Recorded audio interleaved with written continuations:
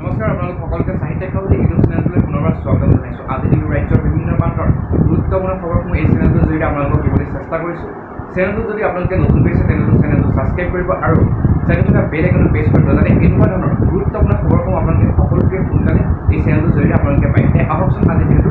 আৰম্ভ। আজি বাৰ প্ৰথমটো এই মুহূৰ্তত এটা ডাঙৰ খবৰ মুকলি হৈ আহিছে, কিয়নো এই মুহূৰ্তত হিমন্ত বিশ্ব শৰ্মা চৰকাৰে বলবৎ কৰিলে গো সুৰক্ষা আইন আৰু আজিৰ পৰা বলবৎ হৈ পৰিছে, কিয়নো এতিয়াৰ পৰা য'তে ত'তে বিক্ৰী আৰু ভক্ষণ কৰিব নোৱাৰিব গো মাংস। লগতে কৈছে যে 22 নৱেম্বৰৰ পৰাই আইন কাৰ্যকৰী হৈছে বুলি অসম চৰকাৰে এই মুহূৰ্তত ঘোষণা কৰি, কিয়নো এতিয়াৰ পৰা নিৰ্দিষ্ট এলেকাৰ বাহিৰে গো মাংস বিক্ৰী আৰু ব্যৱসায় কৰিব নোৱাৰিব কোনো কাৰণতে। আৰু লগতে অসমৰ মাজেৰে গৰু সৰবৰাহ নিষিদ্ধ বুলি এই মুহূৰ্তত ঘোষণা স্পষ্ট কৰিছে আৰু কেৱল কৃষি কাৰ্যত ইতিমধ্যে ব্যৱহাৰৰ বাবে বিক্ৰয় কৰিব পাৰিব গো মাংস। আৰু লগতে সকলোতকৈ ডাঙৰ কথাটো ইয়াত হৈছে যে এই আইন যদি এতিয়াৰ পৰা অসমত ভংগ কৰে তেন্তে 3 বছৰৰ পৰা 8 বছৰলৈকে বিয়া হ'ব কাৰাদণ্ড, কিয়নো ইতিমধ্যে এটা বৃহৎ কঠোৰ সিদ্ধান্ত হাতত লৈছে, কিয়নো 3 বছৰৰ পৰা 8 বছৰ পৰ্যন্ত জেল হ'ব। আৰু ইমানেই নহয়, আইন উলংঘাকাৰী ভৰিব লাগিব 3 লাখ টকাৰ পৰা 5 লাখ টকা পৰ্যন্ত জৰিমনা। আৰু এতিয়াৰ পৰা হিন্দু, জৈন, শিখ বসতি প্ৰধান অঞ্চলৰ ভক্ষণো কৰিব নোৱাৰিব গো মাংস। আৰু মন্দিৰৰ পৰা 5 কিলোমিটাৰ ব্যাসাৰ্ধত বিক্ৰী আৰু ভক্ষণ কৰিব নোৱাৰিব গো মাংস। আজি বাৰ পাছত এই মুহূৰ্তত আন এটাই খবৰ, কিয়নো এই মুহূৰ্তত এটা ডাঙৰ ভয়াৱহ খবৰ মুকলি হৈ আহিছে। আৰু লগতে মুখ্যমন্ত্ৰী হিমন্ত বিশ্ব শৰ্মাকে এই মুহূৰ্তত আক্ৰমণ। আৰু যিহেতু অসমত ইতিমধ্যে আন্দোলনত জংগী আন্দোলন গঢ়ি তোলাৰ সময়ত মুখ্যমন্ত্ৰী হিমন্ত বিশ্ব শৰ্মাই এক মন্তব্য কৰিছিল, তাৰপিছতে ইতিমধ্যে আক্ৰমণৰ বলি হৈছে মুখ্যমন্ত্ৰী হিমন্ত বিশ্ব শৰ্মা। আন্দোলনক লৈ ইতিমধ্যে মুখ্যমন্ত্ৰী হিমন্ত বিশ্ব শৰ্মাক আক্ৰমণ লুৰিণজ্যোতি গগৈ। মিছা কথাৰে ইতিমধ্যে পদমৰ্যাদা লাভ নকৰিবলৈ মুখ্যমন্ত্ৰীক ইতিমধ্যে আহ্বান কৰিছে লুৰিণজ্যোতি গগৈ আৰু আক্ৰমণ কৰে ইতিমধ্যে মুখ্যমন্ত্ৰী হিমন্ত বিশ্ব, কিয়নো ইয়াত স্পষ্টভাৱে কোৱা হৈছে যে আন্দোলনক লৈ হিমন্ত বিশ্ব শৰ্মাক আক্ৰমণ এই মুহূৰ্তত লুৰিণজ্যোতি গগৈ, কিয়নো মুখ্যমন্ত্ৰীক এই মুহূৰ্তত উভতি ধৰিছে অসম জাতীয়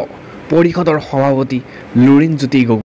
আজি বাৰ পাছত এই মুহূৰ্তত আন এটাই খবৰ, কিয়নো ইতিমধ্যে ৰাজ্য চৰকাৰ কৰ্মচাৰীলৈ এই মুহূৰ্তত মুখ্যমন্ত্ৰী হিমন্ত বিশ্ব শৰ্মাৰ কেবিনেটে দিলে বৃহৎ ডাঙৰ বাম্পাৰ খবৰ, কিয়নো আকৌ বাঢ়িব দৰমহা 31% বৃদ্ধি হ'ব ৰাজ্যৰ কৰ্মচাৰী দিয়ে। এই মুহূৰ্তত আহিছে এটা বাম্পাৰ বৃহৎ খবৰ, কিয়নো আজি বঙাইগাঁৱত মুখ্যমন্ত্ৰী হিমন্ত বিশ্ব শৰ্মাৰ অধ্যক্ষতাত অনুষ্ঠিত কেবিনেট বৈঠকৰ ৰাজ্য চৰকাৰৰ কৰ্মচাৰীলৈ দিলে ভাল খবৰ, কিয়নো আকৌ বাঢ়িব এতিয়া কৰ্মচাৰীৰ দৰমহা 31% বৃদ্ধি কৰা হ'ব ৰাজ্যিক কৰ্মচাৰীৰ দৰমহা DA আৰু DR, কিয়নো পূৰ্বে 28% আছিল DA আৰু DR, কিয়নো এইবাৰ সবে কেন্দ্ৰীয় ৰাজ্য চৰকাৰৰ কৰ্মচাৰীসকলৰ বাবে আজি এই কেবিনেট বৈঠকত মুখ্যমন্ত্ৰী হিমন্ত বিশ্ব শৰ্মাই দৰমহা বাম্পাৰ ঘোষণা কৰিছে। আৰু ইয়াৰ পূৰ্বে ইতিমধ্যে ইয়াত কৈছে ইয়াৰ ফলত লাভান্বিত হ'ব চৰকাৰী কৰ্মচাৰী, পেঞ্চনাৰ আৰু ফেমিলি পেঞ্চনাৰ বেনিফিচাৰী। জুলাই 2021 পৰা কাৰ্যকৰী কৰাৰ বাবে এই সিদ্ধান্ত, কিয়নো এই মুহূৰ্তত এটা ডাঙৰ ব্ৰেকিং নিউজ আহি পৰিছে চৰকাৰী কৰ্মচাৰীসকলৰ বাবে, কিয়নো এইবাৰ মুখ্যমন্ত্ৰী হিমন্ত বিশ্ব শৰ্মাই নিজে এই কথা স্পষ্টভাৱে ঘোষণা কৰিছে। ৰাজ্য চৰকাৰে ইতিমধ্যে সকলো কৰ্মচাৰীক হিমন্ত বিশ্ব শৰ্মাই এই মুহূৰ্তত এটা ভাল খবৰ দিছে, কিয়নো পুনৰ 31% বৃদ্ধি হ'ব ৰাজ্যৰ সকলো কৰ্মচাৰী DA। আজি পোৱাৰ পাছত আন এটা ভয়ংকৰ খবৰ মুকলি হৈ আহিছে, এই মুহূৰ্তত এটা ভয়াৱহ ব্ৰেকিং নিউজ, কিয়নো এই মুহূৰ্তত ISIS ইতিমধ্যে য'তে বোমা বিস্ফোৰণৰ ঘটনা সংঘটিত আছিল, কিন্তু পুনৰ ISIS ফেচবুক পোষ্টৰ পাছতে জাৰি কৰা হৈছে সতৰ্কবাণী। ভগৱান শিৱৰ ফটো বিকৃত কৰিছিল ISIS, কিন্তু অনলাইন আলোচনীত প্ৰকাশ কৰিছিল বিকৃত ফটো। লগতে কৈছে যে ISISৰ এটা ফটো ফেচবুক পোষ্টৰ পাছতে জাৰি কৰা হৈছে সতৰ্কবাণী হাই এলাৰ্ট এই মুহূৰ্তত, কিয়নো ভগৱান শিৱৰ ফটো বিকৃত কৰিছিল ISIS। লগতে কৈছে যে অনলাইন আলোচনীত প্ৰকাশ পাইছিল বিকৃত ফটো। আৰু কৰ্ণাটকৰ মুৰুডেশ্বৰ বৃদ্ধি কৰা হৈছে এই মুহূৰ্তত নিৰাপত্তা, কিয়নো ISISৰ বিকৃত ৰূপত ব্যৱহাৰ কৰা ভগৱানৰ শিৱৰ ছবিখন কৰ্ণাটকৰ মুৰুডেশ্বৰ মন্দিৰৰ বুলি এই মুহূৰ্তত উল্লেখ কৰিছে। তাৰপিছতে হাহাকাৰ পৰিৱেশ সৃষ্টি হৈছে আৰু ক'ত এনেকৈ উপস্থিত হ'ব পাৰিলে ISIS। এই মুহূৰ্তত ইতিমধ্যে অৱস্থা সংকটজনক বুলি আৰু সমগ্ৰ ইতিমধ্যে অঞ্চল আৰু ৰাজ্যতে হাই এলাৰ্ট জাৰি কৰিছে।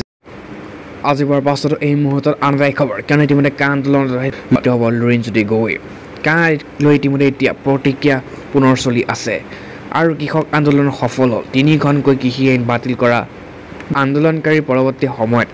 ৰাজনীতিৰ সৈতে জড়িত হৈ থকা পৰাত আন্দোলনৰ হৈ পৰি স্থগিত নিজৰ মতত অটল হৈ থাকি ইটোৰ পিছত সিটো নিৰ্বাচনী জয় হ'ল শাসকীয় দল আন্দোলনৰ কথা ওলালেই সেই মুখ্যমন্ত্ৰীৰ পৰা অধিকাংশ শাসকীয় দলৰ নেত্ৰীৰ মুখত শুনা পোৱা যায় এনে মন্তব্য মুখ্যমন্ত্ৰী হিমন্ত বিশ্বৰ আন্দোলন কৰিবলৈ এতিয়া ৰাজপথলৈ কোনো নাহে আন্দোলনৰ পৰিৱেশ অসমত নাই তাৰপিছতে বিজেপিয়ে ইতিমধ্যে আন এগৰাকী মহিলা নেতাই কৈছে যে আন্দোলন নাটক আছিল বহুতো নাটকহে কৰিছিল আন্দোলনৰ নামত আৰু তাৰপিছত বিদ্যাসাগৰে আন্দোলন আমি ভাগ লোৱা নাছিল কোনে কি কৰিছিল সকলোৱে দেখিছে এতিয়া মুখ্যমন্ত্ৰী তথা বিজেপিৰ উভতি ধৰিলে অসম জাতীয় পৰিষদৰ সভাপতি লুৰিণজ্যোতি গগৈয়ে মুখ্যমন্ত্ৰীক আবল তাবল নবকিবলৈ সকিয়নি দিলে আৰু লুৰিণজ্যোতি গগৈয়ে পুনৰ ৰাইজে বিচাৰিলে আন্দোলনৰ নেতৃত্ব ল'বলৈ সাজু লুৰিণজ্যোতি গগৈ আৰু অখিল গগৈ কিয়নো প্ৰয়োজনত বিধায়কৰ পদ এৰিবলৈ সাজু শিৱসাগৰ বিধায়ক অখিল গগৈ পিছে অখিলৰ গগৈৰ নেতৃত্বত নিবিচাৰ AUDF আৰু ডক্টৰ হাফিজ ৰফিকুল ইছলামে বিধায়ক আৰু কিন্তু অখিল গগৈৰ কাম শুনি জাঙুৰ খাই উঠিল ক'লে বাদ দিয়কহে অখিল গগৈৰ কথা আৰু ইয়াত কৈছে যে ইফালে বিৰোধী দলপতি দেৱদত্ত শইকীয়াই মুখ্যমন্ত্ৰী হিমন্ত বিশ্ব শৰ্মাক আন্দোলনকাৰী নেতাই সংসদ বিধায়ক হ'বলৈ আৰু আন্দোলন কৰা বুলি কোৱা প্ৰত্যুত্তৰত ক'লে পুৰণি ঘাঁ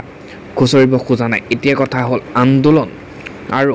কিন্তু হ'বই কিন্তু কাৰ নেতৃত্বত কোনোবাই যদি অখিল গগৈক নিবিচাৰে কোনোবাই লুৰিণজ্যোতি গগৈক নিবিচাৰে বুলি এই মুহূৰ্তত উল্লেখ কৰিছে কিন্তু ইতিমধ্যে প্ৰশ্ন উত্থাপিত হৈছে কাৰ সৈতে ইতিমধ্যে আন্দোলন পুনৰ জংগী আন্দোলন হ'ব সমগ্ৰ অসমতে কিন্তু ইতিমধ্যে আন্দোলন হ'ব যেন নিশ্চিত হৈ পৰিছে